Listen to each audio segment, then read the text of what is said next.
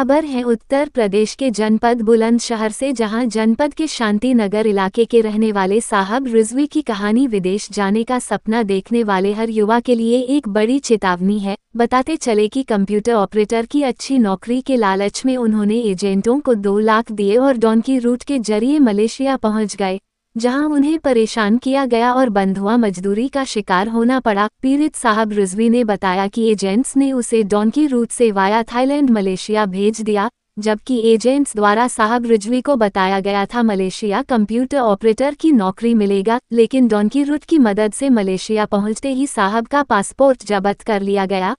पैसे थे नहीं, इसलिए वहां टॉयलेट साफ करने की नौकरी की। जब साहब रिजवी किसी तरह अपनी पत्नी नौशीन से संपर्क करने में सफल हुए, तो उनकी पत्नी ने 12 जून 2026 को साइबर क्राइम थाने में शिकायत दर्ज कराई। पत्नी वरिष्ठ पुलिस अधीक्षक दिनेश कुमार सिंह के पास पहुंची। पुलिस ने विदेश मंत्रालय से भारत पोल ऐप की मदद से भारतीय दूतावास के साथ तालमेल बिठाया और साहब रिजवी को सकुशल मुक्त कराकर 3 जुलाई 2026 को भारत वापस बुला लिया, जिसके बाद बुलंदशहर पुलिस की मेहनत रंग लाई और साहब रिजवी 71 दिन नरकीय जीवन जीने के बाद भारत अपने वतन लौट आए। जबकि अपने वतन वापस लौटने के बाद अपनी पत्नी के साथ जनपद बुलंदशहर में वरिष्ठ पुलिस अधीक्षक दिनेश कुमार सिंह से मुलाकात करते हुए आभार व्यक्त किया, साथ ही बुलंदशहर पुलिस को सैल्यूट किया। वहीं घर वापसी के बाद पुलिस ने दोनों नामजद आरोपियों के खिलाफ IT एक्ट और धोखाधड़ी के तहत मुकदमा दर्ज कर लिया है और उन लोगों की तलाश करते हुए कानूनी कार्यवाही जारी है। नाम है आपका? मेरा नाम नौशीन रिजवी है। अच्छा, रिजवी जी, आपके हस्बैंड को कहाँ किसने बंधक बना के रखा है?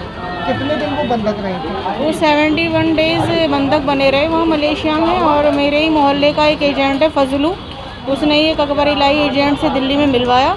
उसके बाद जो है मलेशिया भेजा डंकी रूट से। पहले उन्होंने वहाँ भेजा थाईलैंड के बाद डंकी रूट से इनको मलेशिया भेज दिया।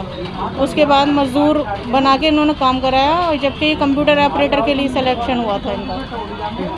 अच्छा, आपने जब बुलंदशहर पुलिस से इसकी शिकायत करी तो फिर किस तरह का सहयोग आपको यहाँ से मिला? हमें SSP साहब से बहुत सहयोग मिला और उन्होंने हमें आश्वासन भी दिया, लेकिन पूरी इसकी प्रक्रिया चल रही थी। ये वहाँ ज़्यादा परेशान थे। वहाँ पर एक एजेंट मिला जो इंडियंस लोग थे, उन्होंने ही वहाँ से इनका टिकट वगैरह कराया। यहाँ से मैंने पैसे डाला उनके अकाउंट में, उसके बाद इनका टिकट हुआ, फाइन चार्ज हुआ, उसके बाद ये इंडिया वापस आए। साहब रिजवी। अच्छा, रिजवी जी, आप कहाँ फंसे हुए थे? कैसे? मैं मलेशिया में फंसा था। किसने फंसवाया था आपको? फजलू और अकबर इलाही 2 एजेंट हैं। एक यहीं का ही है, एक दिल्ली का, दिल्ली तैमूर नगर, एक शांति नगर में रहता है। अच्छा, कैसे फंसवाया था आपको? क्या बोला था? मुझे यहाँ से थाईलैंड भेजा गया, थाईलैंड से डंकी रूट से मलेशिया भेज दिया गया। वहाँ मेरा जाते ही पासपोर्ट छीन लिया, ना मुझे खाने को देते थे ना पीने को देते थे, और मुझसे मज़दूरों वाला काम कराया। यहाँ पे कंप्यूटर ऑपरेटर की जॉब बता के मुझे भेजा था, लेकिन वहाँ पे ऐसा कुछ नहीं था। 12-12, 13-13 घंटे काम करवाते थे, भूखे प्यासा रखते थे। पासपोर्ट भी मेरा जब्त कर लिया था उन्होंने। ना मेरा मलेशिया में ऑन रिकॉर्ड भी कुछ नहीं था, क्योंकि मैं डंकी द्वारा गया था। जंगल के रास्ते और पानी के रास्ते से मुझे ले जाया गया था। कितने दिन आपको वहाँ बंधक बना के रखा मलेशिया? मुझे बंधक बना के टोटल में 71 डेज़ में वापस लौटा हूँ, मेरी वाइफ के प्रयासों की वजह से। पुलिस के ने मदद की आपको? पुलिस ने FIR दर्ज करी थी 12 तारीख को। इन्होंने FIR दर्ज कराई थी। SSP साहब ने FIR दर्ज करी, क्राइम ब्रांच को मामला सौंपा। फिर वहाँ से आपको किसने बुलाया? वहाँ से मेरी वाइफ ने बुलाया। पुलिस भी गई थी? नहीं, तो यहाँ FIR होने के बाद? यहाँ FIR होने के बाद मैंने जहाँ पे मैं काम करता था उनसे मैंने ये कहा, मेरा पासपोर्ट आप दे दीजिए और मैंने जो काम कर रहा हूँ पैसे दे दीजिए, मुझे जाना है इंडिया वापस, मैं काम नहीं करूँगा। तो बोले काम तो तुम्हें करना पड़ेगा। मैंने कहा मैं काम नहीं करूँगा, नहीं तो आपकी मैं कंप्लेंट इमिग्रेशन कर दूँगा। यहाँ से मेरी वाइफ ने एम्बेसी में कंप्लेंट करी मेरी, वो दर्ज हुई, मैंने उसे वो दिखाई। इस वजह से उसने मेरा पासपोर्ट वापस करा, लेकिन उसने मुझे कोई पैसा नहीं दिया। बोले पैसे तुम्हारे एजेंट को दे दिए, अब आप यहाँ से जा सकते हो। उसके बाद मैं वहाँ से निकला। मेरे पास मलेशिया का कोई सिम भी नहीं था कि मैं किसी से कांटेक्ट कर सकता था। वहाँ पे एक लड़के का हॉटस्पॉट मिलता था मुझे, जिससे मैं वाईफाई से घर पे बात कर लेता था। मेरे पास क्या सहयोग रहा आपको? बुलंदशहर पुलिस का सहयोग मेरी वाइफ आप ही बता दो। बुलंदशहर पुलिस ने प्रयास करे, मेल वगैरह करे हैं वहाँ पे, लेकिन उनकी वजह से मैं नहीं आया हूँ। मैं आया हूँ अपनी वाइफ के प्रयास की वजह से। मलेशिया से सकुशल वापसी कराई गई है।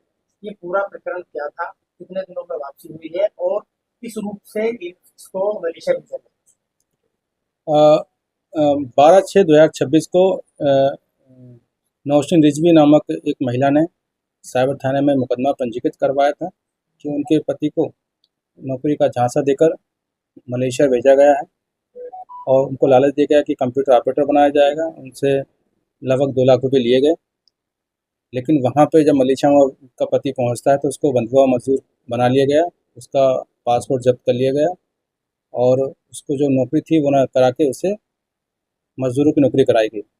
इस सूचना पर तत्काल साइबर थाना एक्टिव हुआ और सुसंगत धाराओं में आरोपी के खिलाफ मुकदमा पंजीकृत किया गया। इसमें साइबर थाने ने भारत पोल के थ्रू भी मलेशिया उच्चायुक्त से संपर्क किया और उसकी वापसी के लिए प्रयास किए।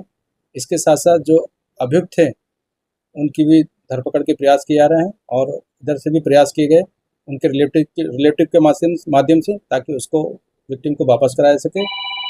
ये दोनों ही प्रयासों से विक्टिम साहब रिजवी 26/6 को उसकी वापसी हुई है भारत में और जो आरोपी हैं उनको शीघ्र गिरफ्तार किया जाएगा। विवेचना प्रचलित है और उनका जो पैसा है वो भी पुलिस प्रयास करेगी कि पैसा उनका वापस मिल जाए।